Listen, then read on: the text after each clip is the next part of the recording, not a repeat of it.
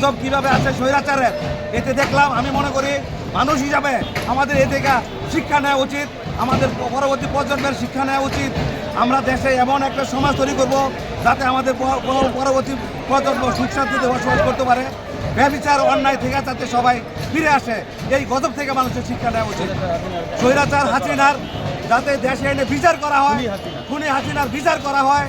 আমাদের ছাত্র জনতার উপর নির্বিচারে গুলি চালিয়েছে, হেলিকপ্টার থেকে গুলি চালিয়েছে, এই দোষরদের বিচার করা উচিত। এই বাংলার মাটিতে খুন করেছে আমাদের শহীদ মুগ্ধ, আমাদের সাইদ মুগ্ধ, এদের মতো শত শত লোকদের খুন করেছে, গুলি করেছে, ওনার অর্ডারে হত্যা করা হয়েছে। এদের বিচার করা উচিত। বিডিআর হত্যার খুনের আসামি উনি, অর্ডারের আসামি উনি, এগুলোর বিচার করা উচিত বাংলার মাটিতে এনে।